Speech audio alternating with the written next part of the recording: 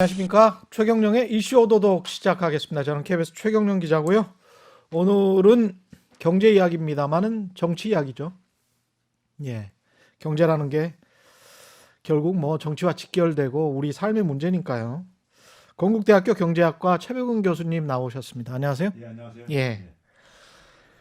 이재명 후보 캠프에 들어가셨다가 정책 조정단장 하시다가 지금 선대위 구성됐고, 구성된 거는 이제 국회의원들 뭐 정치인들 위주로 돼 있어서 이 선대위에는 안 들어가시는 겁니다. 예, 저는 뭐 제 원래가 현실 정치엔 좀 거리를 유지해 왔기 때문에 예.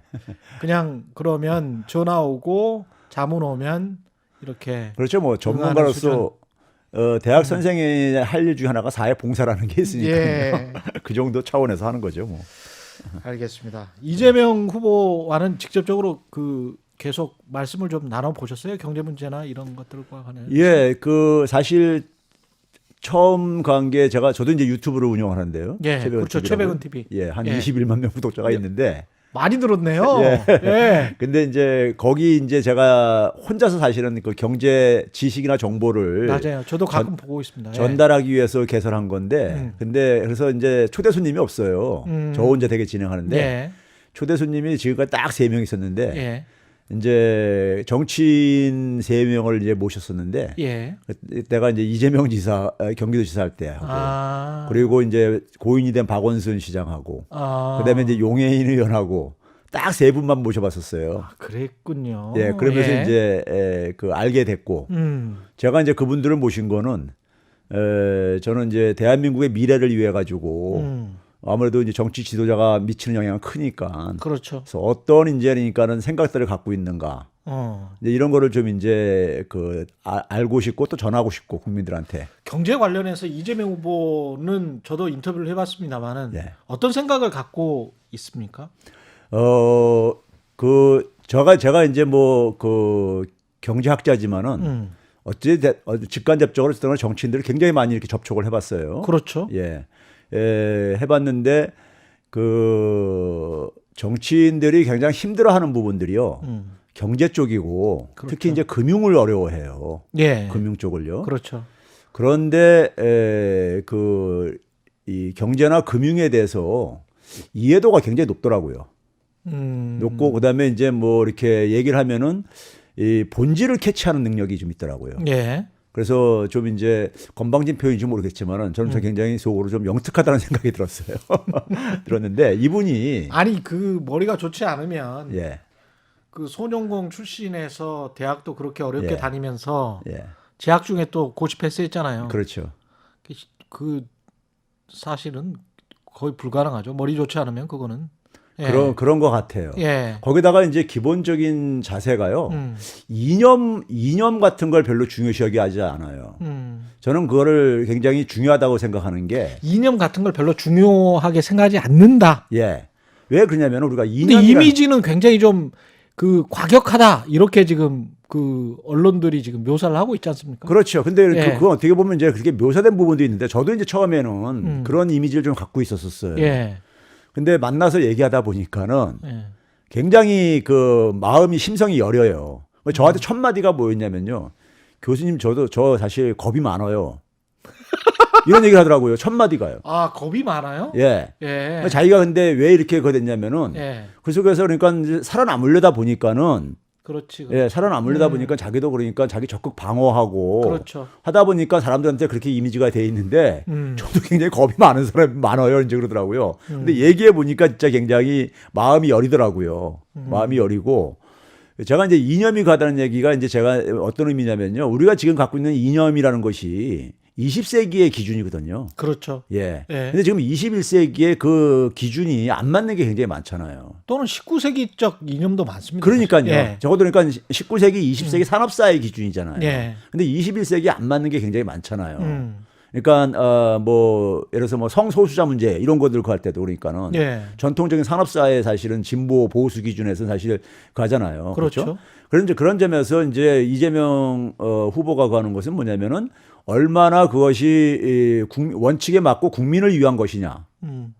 이게 이제 기준인 거고 얼마나 되면 실행 가능한 이제 그러니까 이게 정책이냐 이런 걸 기준으로 한다는 거예요. 그래서 예. 자기는 그래서 뭐 진보 보수 이런 거 자기는 별로 중요시 안 여깁니다 그러더라고요. 그래서 저도 이제 평상시에 느낌이 뭐냐면 그래서 제가 그런 식으로 이제 대답을 했어요. 뭐냐면 한국적 진보주의자 같다. 그러니까 한국 사회가 지금 요구하는 예? 이제 그러니까 그 말에 뭐 일정 부분은 동의하시고 방금 전에 예. 그 야당에서 국민의힘에서는 뭐 가장 경제통이라고 할 수 있겠죠. 유승민 후보 인터뷰를 했는데 예. 이재명 후보의 경제와 관련된 일련의 발언들, 뭐 기본소득이랄지 재난지원금이랄지 뭐 이런 것들, 그다음에 이제 부동산 정책을 평가를 하면서 유승민 후보는 이렇게 이야기를 하더라고요. 국가 주도형의 어떤 전략들, 이거는 이제 더 이상 먹히지 않는다. 부동산도 국가가 주도해서 공급하는 거는 먹히지 않는다. 그래서 자기는 경제 정책을 민간 자율 중심의 경제 정책, 그리고 부동산도 민간 중심의 공급 정책을 해야, 그래야 빨리 많이 공급해서 부동산 가격을 안정화시킬 수 있다. 이런 주장을 하거든요. 거기에서 이제 가장 큰 대립점이 있는 것 같은데 어떻게 보십니까? 저는 이제 유승민 후보가 원래 정치인 되기 전에도 좋게 평가하면 그러니까 시장주의자였어요. 예. 근데 이제 정치인이 되고 나서 제가 이제 쭉 관찰을 했을 때는 저는 초창기 상당히 우리나라에도 저런 보수 정치인이 나오는구나 상당히 반가워했습니다. 근데 시간이 지나면서 이제 사실 우리가 이제 전문가들 보게 되면요, 책을 한 2년 이상만 놓게 되면요, 사실 그 굉장히 쫓아가지 못하는 부분이 있습니다. 정치만 너무 오래 했다. 예. 이제 그런데 이제 제가 얘기하는 건 뭐냐면요, 제가 경제학 교수 30년 이상을 하고 있는데 공부한 결과를 한마디로 얘기하면요, 주류 경제학은 돈의 배분 문제를 다루는 학문이에요. 그렇죠. 돈의 배분 문제를요. 그래서 실제로 보게 되면요, 물가, 금리, 환율을 중심으로 이게 구성되어 있어요. 경제 순환이요. 물가도 화폐 가치죠. 금리도 화폐 가치죠. 환율도 화폐의 대외적 가치죠. 다 돈의 가치를 가지고. 돈의 가치입니다. 시장주의자들은 가격을 가장 중요시 여겨요. 가격에 맡기라 이제 이렇게 가니까요. 보이지 않는 손이라고 아담 스미스가 얘기할 정도로요. 그렇죠. 그러니까 이 3대 가격이 다 돈의 가치와 관련된 거고, 그런 점에서 서양 사람들이 굉장히 어떻게 보면 좋게 얘기하면 실용주의적인 사람이에요. 돈 문제다 이거예요, 다요. 그렇죠. 돈의 배분 문제다 이거예요, 경제는요. 근데 이제 문제는 뭐냐면 돈의 배분을 우리가 다루는 데 속에서 민간 영역에서 돈의 배분을 다루는 게 금융입니다. 그렇죠? 그렇습니다. 이게 금융이라는 게 금전 융통의 준말이듯이요. 그다음에 공공 영역에서 돈의 배분을 다루는 게 재정이에요. 그렇죠? 그렇죠. 그런데 우리가 이 시장이라는 곳은요, 특히 금융이라는 것은 우리가 흔히 주식회사 같은 경우는 일주일표 얘기를 하죠. 1인 1표가 아니라요. 그렇죠? 그 얘기는 뭐냐면 금융 영역은 뭐냐면 돈이 누가 많으냐에 따라서 이게 소위 말해서 우열이 생기는 곳입니다. 그게 자본주의. 그렇죠. 그러니까 소위 말해서 돈이 많은 사람이 유리한 게임을 할 수밖에 없는 곳이에요. 쉽게 얘기해서 우리가 은행을 이용할 때 부유층들이 더 쉽게 금리가 싸죠. 돈을 이용할 수 있고 금리도 싸고 그러잖아요. 그러니까 사실 우리가 근데 시장 경제는 기본적으로 경쟁을 통해서 자원을 굉장히 효율적으로 이용할 수 있다는 믿음을 전제로 하고 있어요. 그렇죠. 그런데 그 경쟁이라는 말이 제가 학생들 가르치면서도 하는 얘기가 뭐냐면요, 경제학에서 사용하는 용어 중에 굉장히 줄여서 부르는 용어가 굉장히 많습니다. 비용하게 되면 원래가 기회비용인데 그렇습니다. 기회를 빼고 부르는 것뿐이에요. 그다음에 이제 뭐냐면 마찬가지로 경쟁도 뭘 빼고 부르냐면 공정자가 빠져 있는 겁니다. 그러니까 쉽게 얘기하면 달리기 시합을 하는데 9명은 출발점에서 뛰고 1명이 10m 앞에서 뛰었어요. 그래가지고 100m 달리기를 했는데 10m 앞에서 뛴 사람이 5m 먼저 도착했어요. 그래서 자기가 우승자다, 자기가 대표하겠다 이랬을 때 10m 앞에서 뛰어놓고 5m 분이 저기 먼저 골인을 못했는데 하겠다면 9명이 동의하겠습니까? 그거는 경쟁이 아니라 이거예요. 지금 그러니까 인류의 역사를 말씀을 하시는 건데, 아니 처음부터 이제 왕, 귀족, 지주 있다가 이제 자본가 있고 그 다음에 이렇게 쭉 확대가 되잖아요. 그러면서 경쟁에서 저 앞에 사실은 있었죠. 나는 땅을 굉장히 많이 가지고 있는 지주였는데 산업사회로 옮겨가면서도 아무래도 땅을 많이 가지고 있는 사람들이 유리했겠지. 산업자본으로 이동하는 데도. 제가 얘기하는 거는요. 경제학 교과서에 경제 그렇죠. 언론에 나와 그렇죠. 있는 얘기를 우리가 쉽게. 경쟁을 얘기할 때 공정 경쟁을 얘기한다 이거예요. 근데 이제 예. 금융이라는 것은 예. 가장 불공정한 영역이에요. 왜 돈의 힘에 의해서 결정되기 때문에 게임이요. 그러면은 그것을 그러니까 좀 이제 균형을 좀 찾는 게 어떤 영역이냐면요.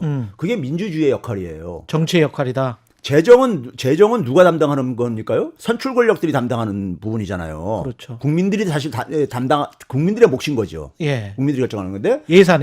예. 예. 근데 그 부분은 결국은 뭐냐면은 민주주의는 1인 1표잖아요.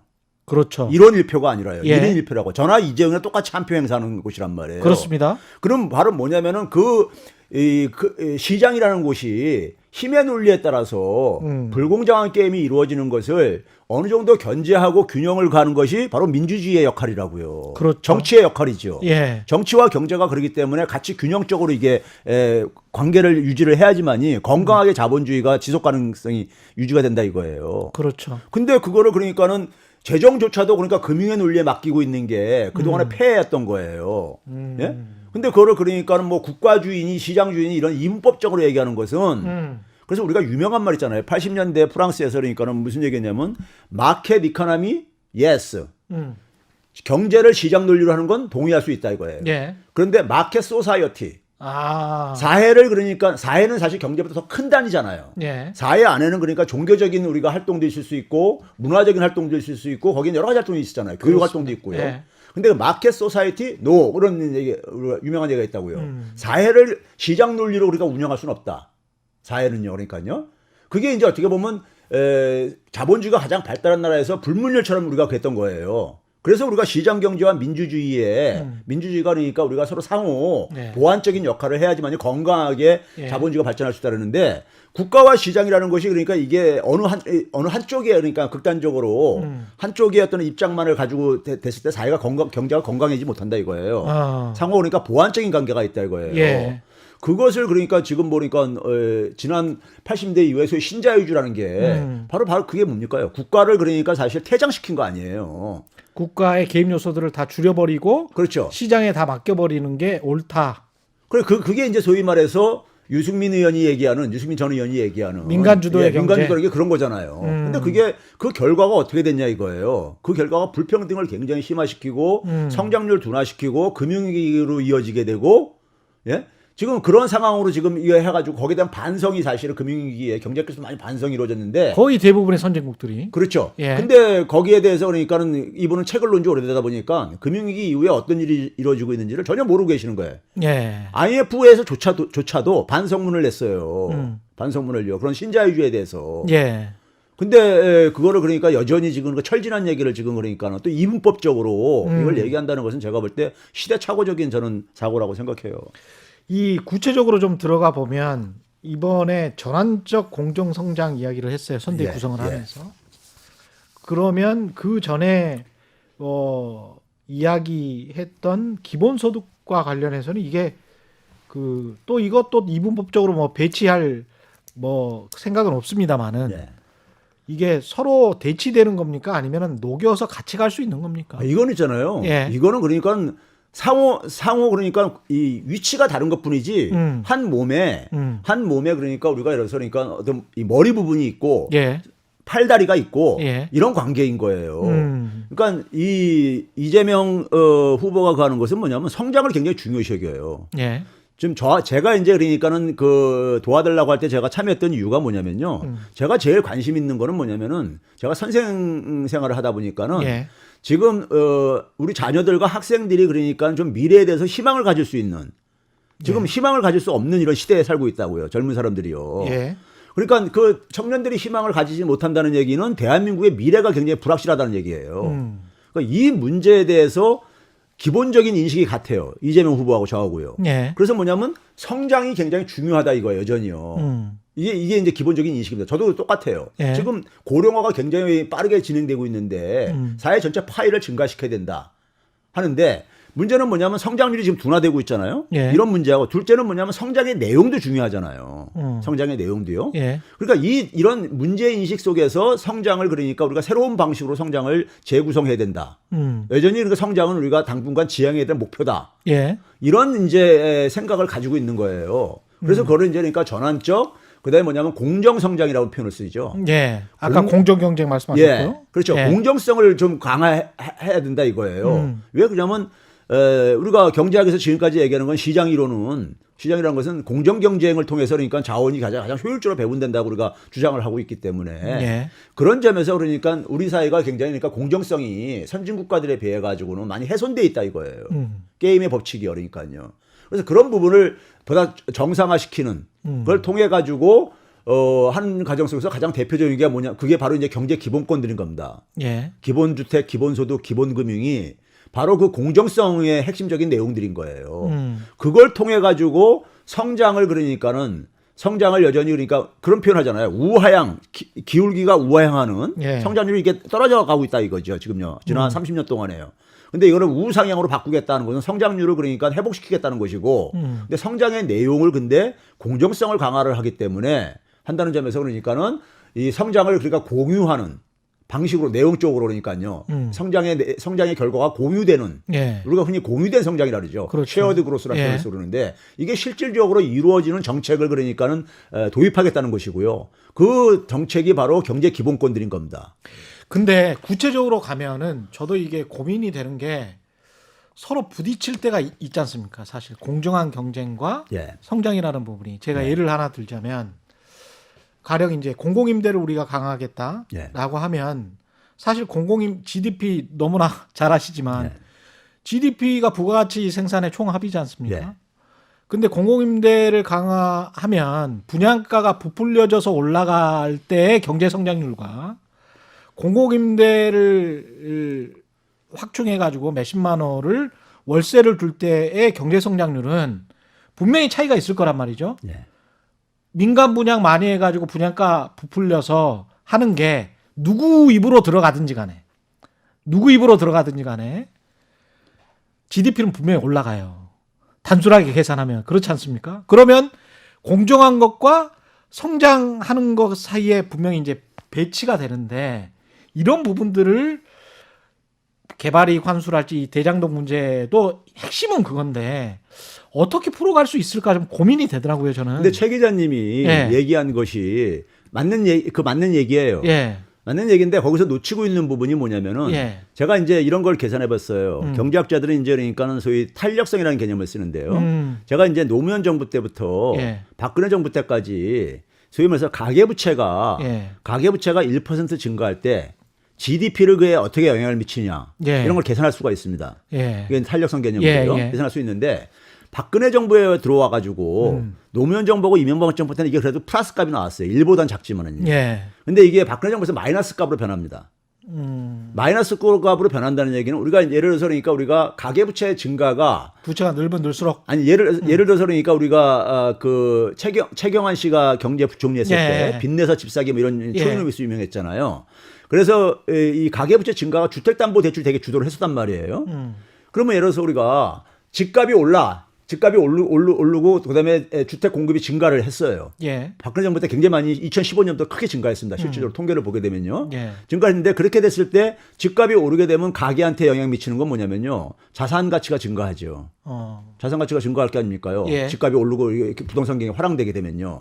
그러면 그걸 가지고 GDP에 미치는 영향은 건설 물량이 증가해 가지고 부가가치에 기여하는 측면도 있고요. 예. 그다음에 뭐냐면 자산 가치 증가해 가지고 가계의 소비를 증가시켜 가지고 하는 것도 있어요. 그렇죠. 그렇죠. 있는데 문제는 예. 뭐냐면 또 다른 측면이 있다 이거죠. 가계부채가 증가하게 되면은 원리금 상환 부담이 증가하잖아요. 가계요. 예. 그러면 그게 결국 뭐냐면 가처분 소득을 그만큼 감소시키는 거잖아요. 그렇습니다. 그걸 통해서 소비도 또 줄어들고요. 줄어들고. 이게 GDP를 감소시키는 효과도 있는 거예요. 지금 현재 나타나고 있는 현상이죠. 그렇죠. 그 양 힘이 있는데 예. 지금 최 기자님이 얘기한 건 그러니까 한 가지 그 앞에 부분만 지금 얘기를 한 거예요. 그러네요. GDP에. 예. 그런 점에서 그러니까 우리가 예를 들어서 그 집값이 만약에 안 오른다고 한다면은 이렇게 우리가 보통 안 오른다면은 10억 원 있는 이런 안팎의 돈을 엄청난 돈을 집에다가 묻어두고 이렇게 그만큼 쓰게 될 것이다. 그렇죠. 그걸 묻어두는 짓을 집값이 안정이 되면은 굳이 집 살려고 막 부채 얻고 그다음에 막 노력해서 뭐 저축 안 하고 많이 그렇죠. 쓰게 될 것이다. 지금 가게들이 솔직히 말해서 우리가 흔히 시중에 그런 유행이 오래전부터 있었던 게 뭡니까요? 맞아요. 안방은 내 집이 내 방이 내 거고 건너방은 은행 거다 뭐 이런 얘기를 하고 그러잖아요. 그렇죠. 그러니까 그것 때문에 가게들이 지출을 못 하고 있잖아요, 솔직히요. 맞아요. 많은 네. 중산층과 저소득층들이요. 예. 그렇죠?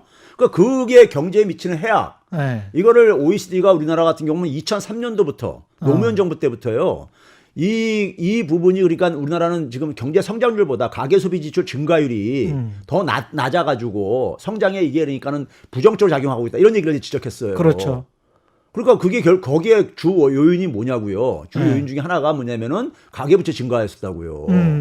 근데 그런 측면은 그러니까 얘기 안 하신 거죠. 그러니까요. 그러네. 예. 예. 그러니까 그게 결국은 장기적으로는 빚이 돼서 성장률의 저해 요인이 그렇죠. 돼버리는데. 그 측면도 있다는 얘기죠. 예. 어느 힘이 크냐. 예. 이걸 했을 때 박근혜 정부 때 이게 마이너스 값이 나왔다는 얘기는 건설업체들은 굉장히 덕을 받겠죠. 근데 우리가 마이너스 성장이라는 지표를 그때는 그걸로 사실은 성장이 됐고. 그렇죠. 경제학에서는 성장률을 가장 효율성에 가장 중요한 지표로 봅니다. 예. 근데 성장률에 마이너스 영향을 미쳤다는 얘기는 굉장히 나쁜 정책이었다는 얘기예요. 결과적으로요. 근데 건설업체한테는 좋았죠. 그렇죠. 물론이요. 예. 좋았는데 사회 나머지 부분의 상당한 부분에는 그러니까 부정적으로 작용을 해가지고 전체적으로 마이너스가 됐다는 얘기인데 그럼 그 정책은 굉장히 우리가 해악적인 결과를 자원 배분을 잘못했다는 얘기죠. 롱톱으로 봤을 때 또 장기적으로 봤을 때는 또 그게 더더구나 그렇고요. 예. 기본소득, 기본주택, 기본금융과 관련해서 조금만 더 설명을 해주세요. 이게 공정성장이랑 어떤 예. 부분에서 맞닿는지. 자, 기본소득은요. 네. 지금 이제 그 집권 여당의 이제 유력 후보가 얘기하다 보니까 갑자기 이게 저는 이제 부상됐다고 봐요. 예. 더구나 작년에 전국민 재난지원금을 지급하면서 일부 많은 사람들이 이걸 기본소득하고 이제 그러니까 이미지를 동일하게 이렇게 생각을 하는 경향도 있고 그러다 보니까 이제 그랬는데 저는 사실 팬데믹이라는 게 없었으면 기본소득이 이렇게 아젠다로 20대 대선의 아젠다로 부상하기 힘들었을 거라고 봐요. 예. 예를 들면 지금 기본소득에 대한 이해도가 굉장히 낮습니다. 정치인들 거기다 한마디 거드는 전문가들조차 사실 작년까지만 하더라도 기본소득에 관심들이 없었어요. 기본소득은 사실 국내에서도 소수만이 기본소득을 연구해 왔던 주제입니다. 예. 그건 제가 한 10년 동안 씨름해서 알아요. 누가 되게 거기에 연구자들인지요. 그러니까 대충 알고선 그냥 그러니까 막 이렇게 얘기들을 하는 경향들이 있는데 예. 기본소득 개념은 계속 진화 중이에요, 지금도요. 진화 중인데 제가 굉장히 기본소득을 이제 이재명 후보하고 이 눈높이가 좀 비슷한 것은 뭐냐면요. 네. 이런 겁니다. 우리가 많은 부분을 알고 있지만 소득 재분배 효과, 그다음에 총수요를 진작시킨다든가 뭐 이런 효과들은 되게 알려진 거지만은 자, 이거예요. 지금 우리나라 경제 성장률을 끌어올리는 데 속에서 가장 우리가 경제 성장을 끌어올리는 데서 이론적으로 얘기할 때 보면은 투입물, 노동이나 자본을 많이 투입해가지고 하는 게 하나가 있고요. 그 다음에 뭐냐면 생산성, 이게 이겁니다. 그렇죠? 예. 생산성을 높이는 것은 혁신입니다. 이노베이션이에요. 예. 네? 이노베이션인데 지금 우리가 생산 가능 인구 줄어들고 있잖아요. 그러니까 우리가 투입물을 그러니까 많이 집어여서 이렇게 성장하는 시대는 지금 지나 끝나가고 있단 말이에요. 예. 그럼 결국 혁신입니다. 어느 나라나 지금 직면한 문제가요.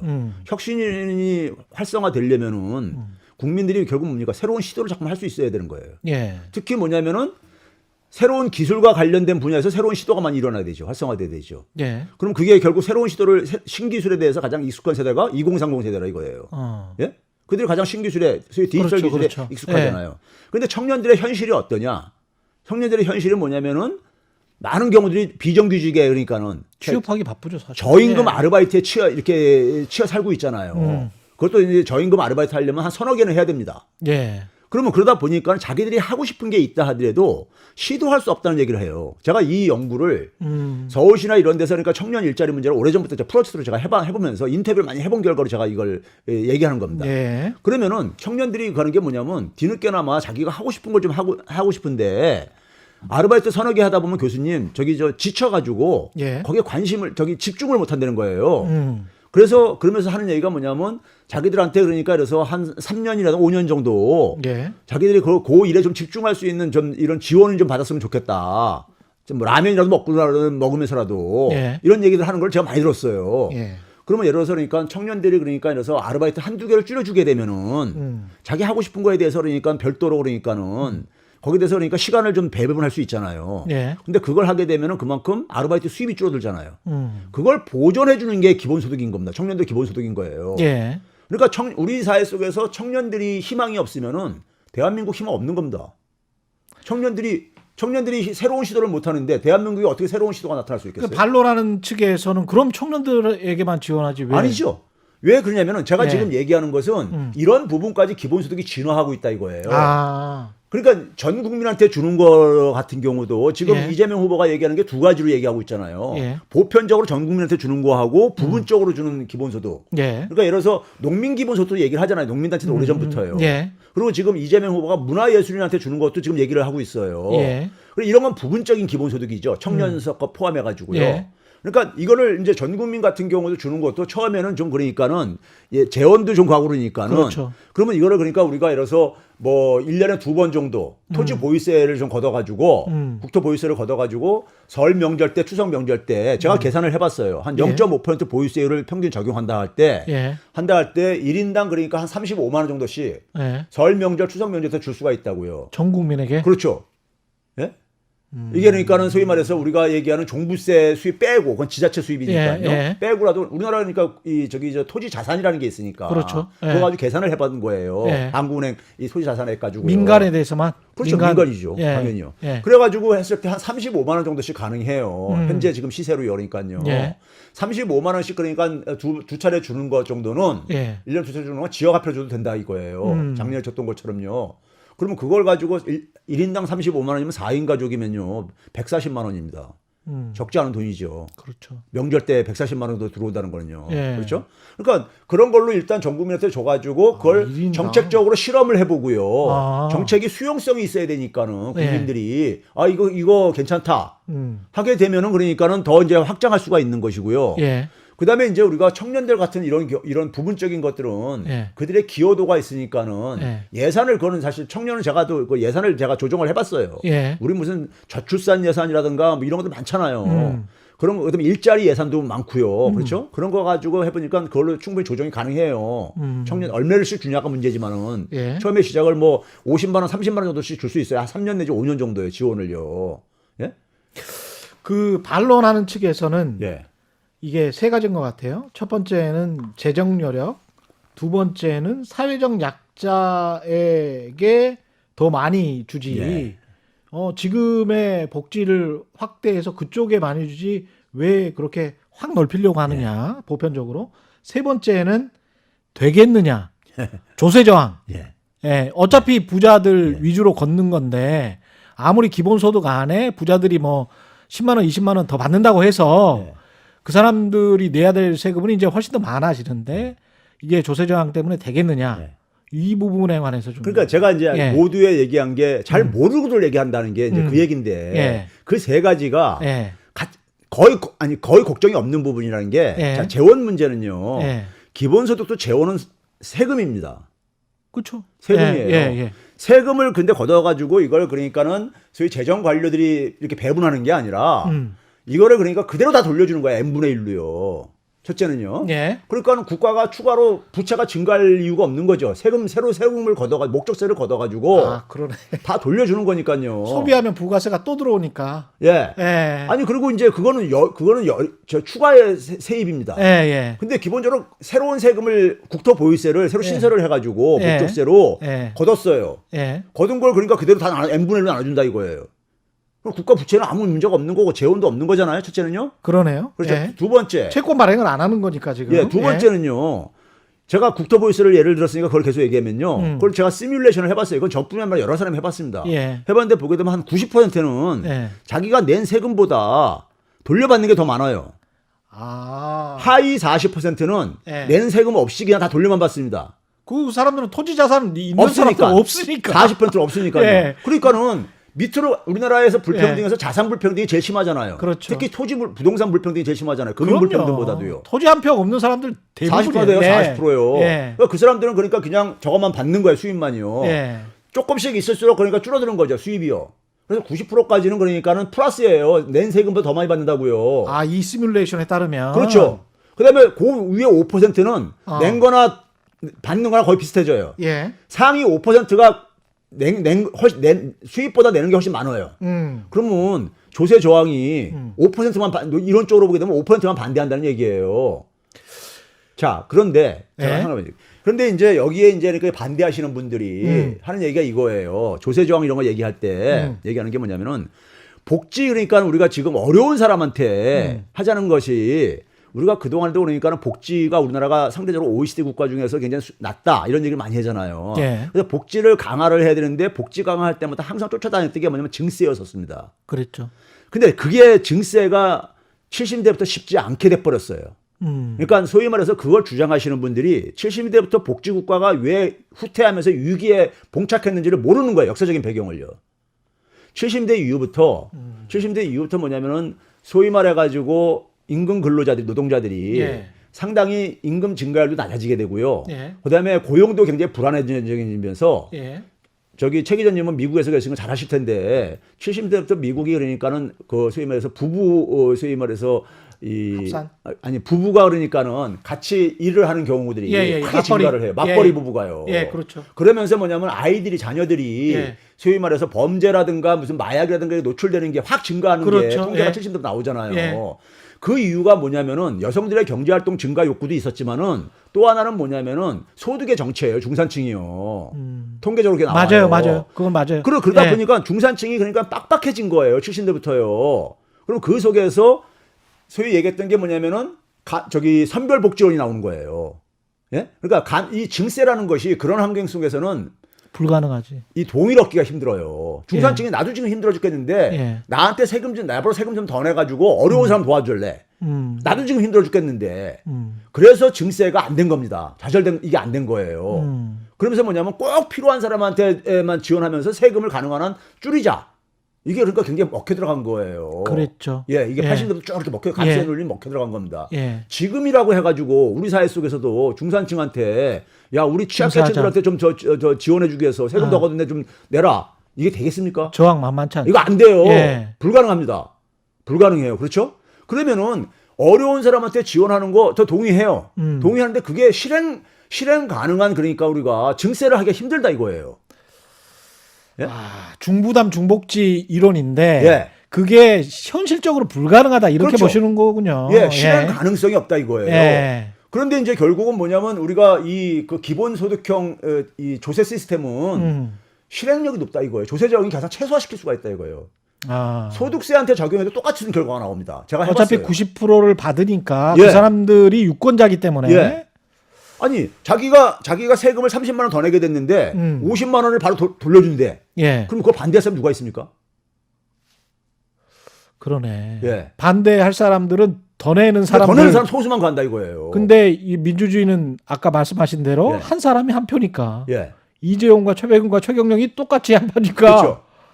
거기다가 뭐냐면요. 소득이 결국은 우리가 맨 위에서 밑으로 내려가는 거잖아요. 예. 내려가게 되는데 우리가 중산층과 저소득층이 소비 성향이 높잖아요. 예. 고소득층은 소비 성향이 낮잖아요. 그럼요. 이미 다 있는데 뭐. 그러면 총수요도 그러니까 늘리는 효과도 있잖아요. 총수요도 늘 수 있다. 예. 소득 재분배도 늘리는 거고요. 그러면 생산이 증가되고 고용이 촉진되고 그렇죠. 그러면서 이제 기업은 훨씬 더 이익을 많이 얻을 수 있고 그러면 법인세를 더 얻을 수 있고. 그렇죠. 그런 어떤 뭐랄까요? 경기 부양책의 조건으로도 볼 수 있겠네요. 그러니까 이게 여러 가지 예. 효과가 되니까 제가 그래서 일석사조 효과가 있다고 하는 얘기가 그 얘기고 저는 여기에 이제 그 의미를 부여하는 것이 뭐냐면 이게 재정 민주주의와 관련돼 있다. 예. 왜 그러냐면 그동안은 세금 거둔 걸 가지고 예. 우리나라 같은 경우 특히 재정 관료들이 그걸 아주 엄청난 권한 행사를 하잖아요. 배분권을 갖고 있다 보니까. 그 말씀도 여쭤보려고 그랬는데 관료들의 저항도 만만치가 않을 것 같은데. 싫어하죠. 아니 지금 저 홍남기 부총리 체제 하에서 뭐 된 게 별로 없잖아요. 그래서 지난번에 예. 전국민 재난지원금 줄 때요. 그거를 88이라는 숫자를 갈 때 88이라는 숫자는 그냥 족보도 없고 이론적으로도 없는 숫자란 말이에요. 그렇죠. 그러니까 그게 실행하다가 문제가 생기니까 뭐 예. 90%까지 늘려주신다느니 뭐 이런 식으로 막 갔잖아요. 예. 그거는 그러니까 우리가 정책을 가는데 그렇게 근거도 없는 이런 수치를 목표로 설정하는 경우는 소위 말해서 국가권을 갖고 있는 나라에서는 그런 일은 없습니다. 불가능해요. 근데 그게 왜 그런 거냐? 제가 그래서 그런 얘기 했습니다. 홍남기 기재부는 그냥 99.9%를 줘도 상관없어. 전체만 안 주면 되는 거예요. 왜 그러냐면요. 선별이나 재정 지출 최소주의에 여기에 그러니까 함정에 빠져 있는 분들이에요. 그 이데올로기. 예, 그렇죠. 예. 그래서 제가 그런 얘기 하는 게 경제 정책은 과학이어야 되는 거지. 본인의 그러니까 그 검증되지 않은 신념을 가지고 이걸 그냥 아집을 부리면은 피해는 고스란히 국민에게 돌아온다 이런 얘기를 하고 그러는데. 근데 또 많은 국민들이 그걸 또 믿고 있어요. 그게 왜 그러냐면요. 선별이라는 말이 갖고 있는 도덕성 때문에 그런 거예요. 선별이라는 게 뭐냐면 어려운 사람한테 두텁게 지원하잖아요. 이 얘기잖아요. 이게 정의에 맞는 것 같이 보이죠. 그런데 문제는 뭐냐면은 어려운 사람한테 두텁게 지원한 적 한 번도 없습니다. 인류 역사에서요. 없어요. 그렇잖아요. 우리 지금 뭐 예를 들어서 최저생계비 그 저소득층한테 지급하는 제도 있잖아요. 그때 되면 또 포죽이라고 할 거거든. 그러니까 우리가 역사적으로 보게 되면 제가 그래서 이 기자 이런 유튜브에서 그런 얘기입니다. 그냥 죽지 않을 만큼 주는 거지. 그러네요. 생각해 보니까 미국도 그렇고 유럽도 그렇고 한국도 그렇고 죽지 않을 만큼 주는 거네. 그렇죠. 그럼 그 속에서 뭐냐면 결국은 재정 지출을 최소화시킬 수가 있는 거예요. 재정 지출 최소화시키면은 세금도 적게 거둬야 되는 거잖아요. 그렇죠. 세금 적게 거두면 누가 혜택 봅니까? 부유층들이 세금 많이 낼 사람들이 혜택 보잖아요. 그겁니다.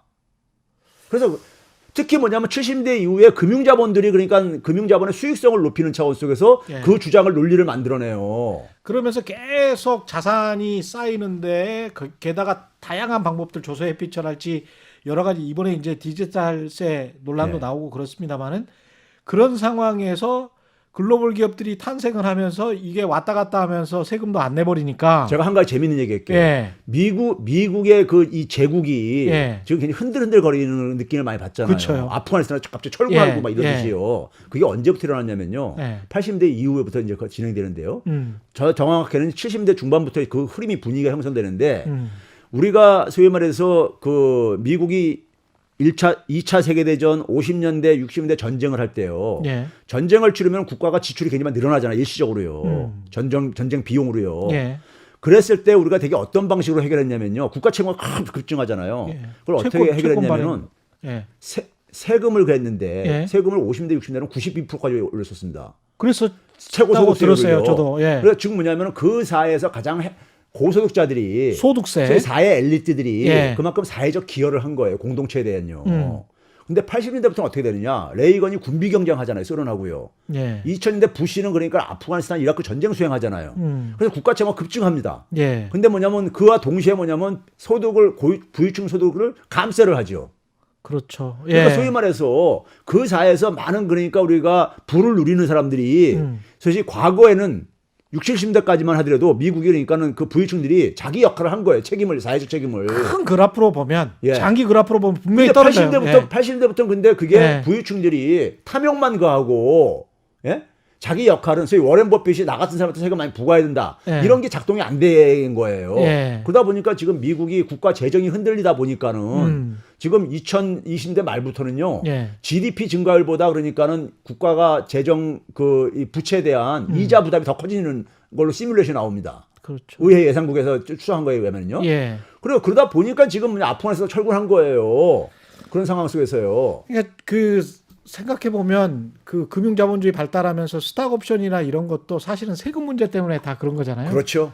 스탁옵션이나 막 이런 것도 뭐 1,000억 원, 2,000억 원 받는 게 그게 사실은 세금을 최소화할 수 있는 가장 제가 얘기하고 싶은 게 그 사회에서 가장 혜택을 많이 받은 사람이 소위 말해서 그러니까 사회적 책임도 그에 비례해야 되는 거예요. 그런데 자기들이 그러니까 그 속에서 혜택은 많이 누리면서 책임은 회피하게 되면요. 공동체가 부식되어집니다. 공동체가 그렇게 약화되어져요. 그게 미국 제국이 그러니까 이렇게 약화되었어. 80년대 이후부터 오히려 역설적으로. 지금 한국의 상황도 그렇죠. 똑같아요. 그렇죠. 그러니까 소위 말해서 있는 사람들이 좀 세금을 더 내더라도 아무 문제가 없다고요. 사는 데는요. 그런데. 그렇죠. 근데 욕심이죠. 탐욕이 그러니까 굉장히 가고 있는 거죠. 더 갖겠다는 거잖아요. 그러니까요. 세금 안 내겠다는 거고요. 그러니까요. 이건 탐욕이죠. 공동체에 대한 책임의식이 없는 거죠. 근데 과거에 이제 우리가 계속 주입돼 왔던 것들은 그렇게 이제 그 자기의 창의성 또는 기업가 정신을 통해서 벌어가는 사람들을 이렇게 규제를 하고 막으면 그 사람들의 기업가 정신이랄지 뭐 창의성이랄지 이런 것들이 좌절되기 때문에 그러면 전체적인 파이 부가가치가 떨어진다. 아니면 그 사람들이 뭐 도망간다. 기업들이 다른 곳으로 가버린다. 뭐 이런 논리가 있었지 않습니까? 네. 거기에 관해서는 어떻게 생각하세요? 자, 우리가 한 가지 제가 비유를 하나 드릴게요. 2010년대 이후에요. 미국 사회 굉장히 고민 중에 하나가 뭐냐면은 이노베이션이 슬로잉 다운 하고 있다. 예. 혁신이 그러니까 둔화되고 있다 이런 얘기를 많이 해요. 예를 들어서 우리가 특정 기업을 하는 구글 같은 데서 많은 그러니까 초창기 멤버들이 떠났습니다. 떠나고 있어요. 왜 떠나는지 아세요? 이미 뭐 돈 많이 벌었잖아. 아니죠. 그러면. 그 떠나는 이유가 뭐냐면 예. 그 초창기 멤버들은 구글이 처음에 그러니까는 소위 말해서 혁신을 통해서 성장을 네. 할 때 그 추억을 가지고 자기들의 열정을 바쳤는데 창업 이념? 그건 뭐냐면요. 개방과 그다음에 어떤 공유라든가 그런 걸 통해서 해왔는데 어느 순간에 보니까는 이게 플랫폼 거인이 됐는데 완전 폐쇄적이고 시장에 그러니까 독점을 누리려고 하고 있고 자기들이 가장 그러니까는 그 소위 말해서 싫어했었던 혐오했었던 전통적인 기업들의 그 독점을 통해서 시장 지배력을 유지하는 이런 모습으로 변신해 있더라 이거예요. 예. 그러면서 뭐냐면 혁신보다는 시장 지배를 통해 가지고 그러니까 수익을 추구하려는 이런 모습으로 괴물로 변해 있더라 이거예요.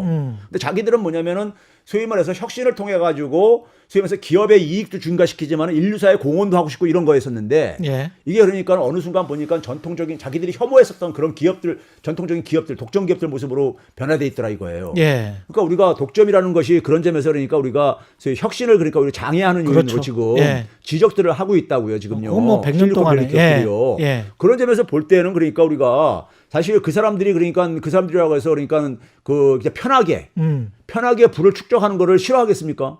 혁신 없이 그러니까 시장에 대한 지배력을 강화를 해가지고 경쟁자들을 다 그러니까 없애버리고 예. 그래가지고 그냥 편하게 그러니까 돈 버는 방법을 그걸 몰라서 그러겠냐고요. 근데 그런 것들이 그러니까는 이 기업가들이라는 게 그런 것만이 목표가 아니라 이거죠. 그렇죠. 혁신을 통해서 그러니까 자기는 사회에 기여도 하고 싶고 그런 그렇죠. 꿈들을 갖고 있는 게 소위 2000년대 미국 혁신 기업들의 특징이라고요. 기업가 정신이죠. 그렇죠. 예. 그게 사실 기업가 정신이잖아요. 근데 뭐 경쟁자들을 없애가지고 독점을 통해서 이래가지고 부를 그러니까는 누리는 것이 이건 사회 발전에도 기여를 못하는 거잖아요. 근데 이렇게 해서 이제 자산이 쌓였고 그리고 자산이 거품이든 무엇이든 간에 그걸로 혜택을 받고 그걸 즐기고 있는 사람들이 있는데 아까 민주주의와 자본주의의 말씀을 제대로 해주셨는데 민주주의 입장에서 유주택자가 55%고 무주택자가 45%인데 특히 서울 수도권 같은 경우에 자산 거품이 한국은행도 걱정할 만큼 심각한 상황이에요. 근데 가계부채는 이렇게 돼버렸고 이런 상황에서 어떻게든 지키는 정책 그러니까 자기의 자산을 그런 후보에 손이 가지 않을까. 그러니까 만약에 기본주택이랄지 이런 것들을 정말 수십만 원 해서 그래서 서울 수도권의 집값이 떨어진다면 그 떨어지는 것을 좋아할 유주택자들이 몇 프로나 될까. 그런 측면에서의 이익 투표를 유주택자들은 분명히 할 것 같다. 예. 저는 그런 생각이 들거든요. 예. 당연한 생각입니다. 당연한 생각인데 예. 자 우리가 먼저 우리나라 얘기를 하기 전에 미국이 금융위기 터지고 난 다음에요. 예. 타임즈라는 잡지에서 온라인을 통해 가지고 예. 금융위기의 주범이 누구냐 그래가지고 온라인 투표로 시민들 대상으로 투표한 적이 있었어요. 예. 1위가 조지 부시, 당연히 현직 대통령이니까 책임 있는 거고 2위가 뭐냐면 클린턴이 됐어요. 클린턴이 그러니까 why me 그랬었어요. 예. 나 90년대 대통령인데. 예. 근데 사실 시민들이 정확히 알았던 거예요. 90년대 중반부터 그 빚내서 집 사기 정책은 클린턴 때부터 시작했습니다. 맞습니다. 예. 3위가 누군지 아세요? 소비자들이 자기 자신을 찍었어요. 야, 미국 사람들 현명하다. 그렇죠. 제가 그거 보고 깜짝 놀랐습니다. 현명하다 진짜. 예, 그럼 뭐냐면 자기들도 같이 거기에 동조하면서 예. 집값이 오를 때는 같이 좋다고 막 동조했다 이거예요. 같이 파티를 벌렸거든. 그렇죠. 그러니까요. 거기에 대한 흥청망청했거든. 거기에 대한 반성문을 낸 거예요, 일종이에요. 예. 그래서 제가 뭐냐면 그런 거를 강의할 때면 강의 소개를 해줍니다. 그 자료를요. 예. 소개해 주는 이유가 우리 대한민국 국민들은 그런 거를 그러니까 반복해서는 안 된다. 그런 거를. 예. 근데 지금 이런 거예요. 미국 같은 경우 그러니까 우리가 금융위기 터지고 나서 집값이 한 30%까지 떨어졌습니다. 그렇죠? 예. 근데 그 상황 속에서 소위 주택을 차압당한 사람들이 750만 채가 넘었었어요. 750만 채. 예. 750만 채면 가구 그 가족원까지 합해되면 2천만 명이 넘는 규모예요. 예. 근데 우리는 그 당시 미국이 했던 이유는 그렇게 됐던 이유는 뭐냐면은 가계 지원보다는 소위 말해서 금융회사 중심으로 그러니까 그 지원책을 했던 거예요. 예. 해가지고 이 주택 가격이 계속 폭락을 했던 거죠. 근데 저는 우리 지금 그러니까 기본소득 정책을 도입 안 하고 국토부에서 도입 안 해도 예. 이게 거품이 언젠가는 꺼질 수밖에 없습니다. 아이, 그럼요. 이거는 그러니까 우리가 자연스러운 그 현상이니까요. 우파의 논리로 가격의 논리로 꺼지는 거죠. 그거는. 그렇죠. 그러니까요. 예. 그럼 이게 많이 올라가면 올라갈수록 예. 꺼지는 폭도 클 수밖에 없는 거예요. 그 당연한 겁니다. 그러니까 예. 이거는 그러니까 이재명 후보가 대통령이 안 돼도 그 조정은 생길 수밖에 없는 거예요. 단지 뭐냐면 이재명 후보 쪽에서도 그런 점에서 하향 안정화가 중요하다. 지금 불가피하게 하향될 수밖에 없다는 그런 그렇죠. 거고요. 예. 단지 뭐냐면 이것을 그러니까 미국처럼 그냥 시장에다 경착륙. 방치해가지고 예. 폭락시키는 이런 경착륙은 예. 누구한테도 이거는 바람직하지 않다 이거예요. 그거를 그러니까 무주택자들 일부들은요. 그러니까 왜 그걸 개입해 듭니까? 그분들은 워낙 그러니까 이게 분노심이 있으니까 피해 의식이 그렇죠. 그러니까요. 근데 제가 10억짜리 1억으로 떨어져야 돼. 뭐 이렇게 제가 그분한테 무슨 얘기 하냐면요. 예. 무주택자들한테도 피해가 한다. 왜냐면 그렇습니다. 경기 침체하면서 옆에 예. 나라 일본 보면은 예. 일자리가 다 날아간다. 거기다 은행이 이제 타격을 입게 되니까. 그렇죠. 아니 그러니까 무주택자들의 일자리도 없어져요. 그렇죠. 예. 그러니까 이게 전체가 그러니까 다 같이 타격 보는 거예요. 그런 점에서 이거를 그러니까 우리가 연착륙 시키는 게 예? 과도한 그러니까 우리가 지나치게 폭락하다 보니까 다시 또 반등도 했잖아요. 어떤 정부가 들어서든 사실은 연착륙이 과제이긴 하죠. 그렇죠. 예. 그렇게 해가지고 그러니까 이것을 국민들을 최대한 이해시켜가지고 연착륙시키는 방향으로 지금 하겠다고 하는 거 접근하는 거예요. 근데 어느 정도 가격 하향은 불가피하다고 보는 거고요. 너무 올랐어요. 그러니까요. 예. 그거는 그러니까 개입 안 해도 그거는 어차피 조정될 수밖에 없다고 보잖아요. 우리가요. 예. 이론적으로요. 예. 그럼 그런 상황 속에서 그거를 그러니까는 우리가 자산시장이라는 것이요. 올라갈 때는 이론적으로는 그러니까 우리가 거품이 형성될 수 없게 돼 있습니다. 예. 왜? 너무 가격이 균형 가격에서 높이 올라가게 되면은 사람들이 팔게 돼 있거든요. 그렇죠. 근데 예. 계속 올라가잖아요. 예. 떨어질 때도 균형 가격보다 더 떨어지게 되면은 사게 돼 있는데 안 사잖아요. 더 떨어지잖아요. 예. 그게 자산시장의 특성이에요. 그렇습니다. 과도하게 반응하는 게요. 예. 그래서 우리가 그러면 시장이 그걸 못 하니까는 시장이 과잉 반응을 하니까는 정부가 그래가지고 그러니까 우리가 연착륙 시키는 것이 이론적으로도 바람직하다는 얘기죠. 예. 시장이 그러니까는 이렇게 변동성이 큰 상황 속에서는 시장이 자기 기능을 제대로 못 하니까는 시장이 실패하는 거잖아요. 그렇죠. 실패해서는 정부의 개입에 명분이 있는 거예요. 그래서 연착륙을 얘기하는 겁니다. 네? 오늘 거의 뭐 훌륭한 경제학 강의이자 정치 경제학 강의가 된 것 같아서 저는 뭐 아주 만족하고요. 예. 아주 재밌게 들으시고 이거 한 두세 번 정도 계속 들어보시면 자본주의와 민주주의의 관계에 관해서 또 정확하게 이해를 하실 수 있을 것 같아서 예. 예, 너무 좋았습니다. 감사합니다. 예. 예, 건국대학교 경제학과 최백운 교수님이었습니다. 고맙습니다. 네, 감사합니다. 예, 최경영의 이슈 오도독 단단한 껍질에 쌓여 있는 궁금한 이슈를 들고 다음 시간에 다시 돌아오겠습니다. 고맙습니다.